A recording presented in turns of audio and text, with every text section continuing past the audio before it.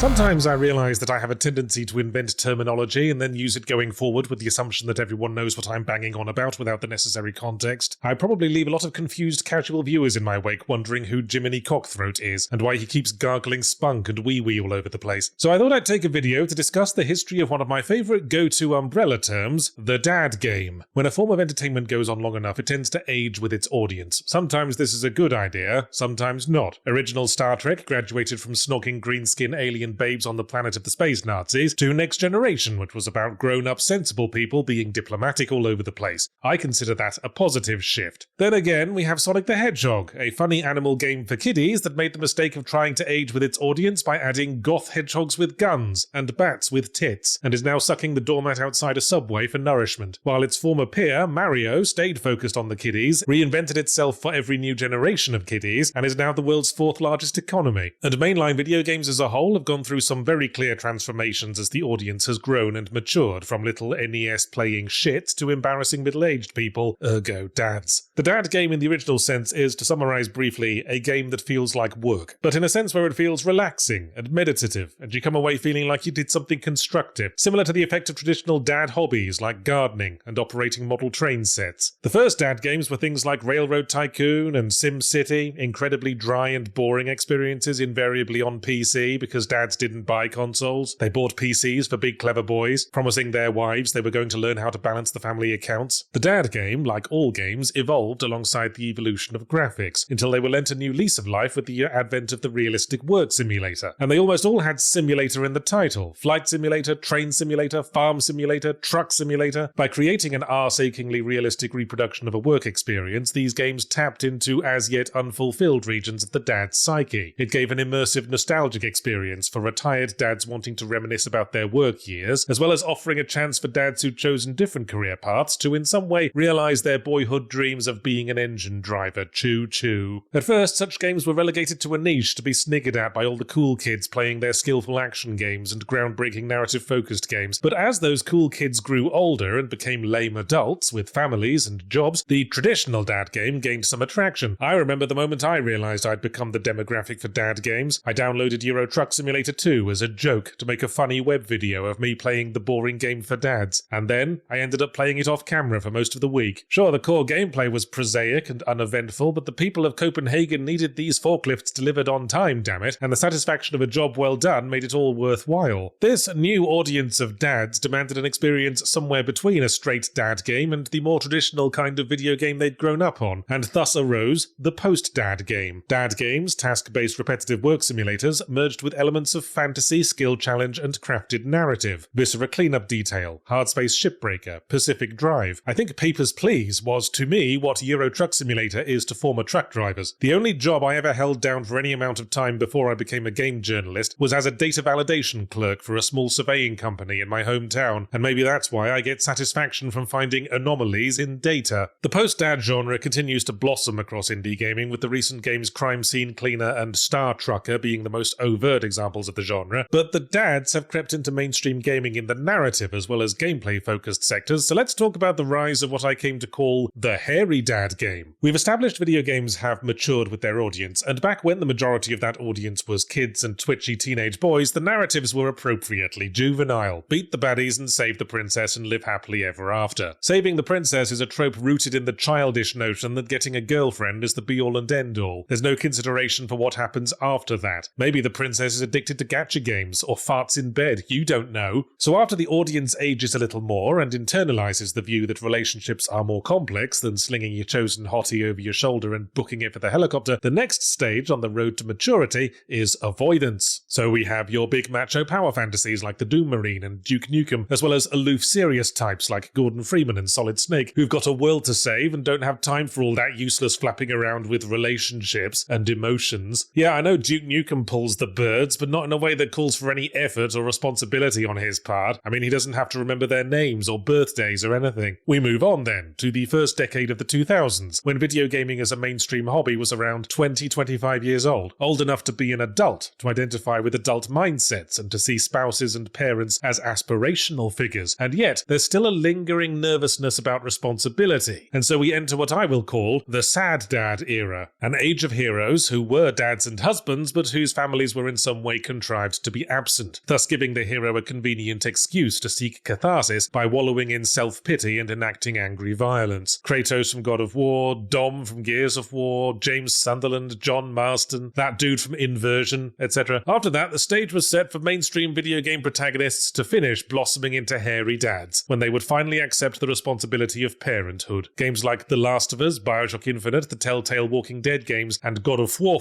all centralized a dad figure whose arc and motivation revolves around protecting a child. And I call these hairy dad games because the dad figures, almost without exception, have beards, possibly as some convenient visual shorthand to place the dad on a higher level of maturity than the rest of the cast. Kratos from God of War and Sebastian Castawatsit from the Evil Within games both started out as sad dads and then grew beards to become hairy dads in a sequel. Joel in The Last of Us transitions from dad to sad dad to hairy dad within the course of the prologue chapter. There are also several examples of pseudo-hairy dads, characters who exude hairy dad energy without having to escort children or have the full dad experience. I'm thinking of Arthur in Red Dead Redemption 2, having to be a sort of team dad for the gang of outlaws and ending up sacrificing himself for a younger man. But the maturation process continues. You see, being a dad is about more than just looking after a kid. It's a process of passing the torch, a sacrifice across a very long time scale. Eventually, the dad stops wanting to see themselves as the hero and becomes more invested in seeing the child they have raised grow to independence and maturity. God of War Ragnarok literally ends with Kratos' kid going, "Thanks a lot, Gramps, now I'm going to go and have adventures and snog my girlfriend." And it also fuels the current era of what I like to call post-hairy dad games, in which the protagonist is not a dad, but a young person who has benefited from an upbringing by a hairy dad. Last of Us 2 being the most blatant example, but also the Horizon games, the Plague Tale games, the new Tomb Raiders, all games about young women going out into the world, all of them with a prominent hairy dad figure in their backstories. Often this relationship comes across as slightly less than wholesome, I suspect to the end of making it gratifying for the dads in the audience. Ellie in Last of Us 2 and reboot Lara Croft both subject themselves to horror and ruin out of the obsessive desire to avenge their hairy dads. Amicia in A Plague Tale is forcefully removed from a shielding hairy dad influence and proceeds to spend the rest of her life getting the absolute shit kicked out of her. And so we reach the present day, through the roller coaster of dads, post-dads, sad dads, hairy dads, and post-hairy dads, and we find ourselves wondering what the future holds for video game dads as they continue to mature. If the current era reflects what it's like being a dad to a teenager, the next logical step would be the experience of being a dad to a grown adult. So expect the next God of War game to be about Kratos bumbling around the house complaining about the lack of effort that went into Atreus' last Christmas card.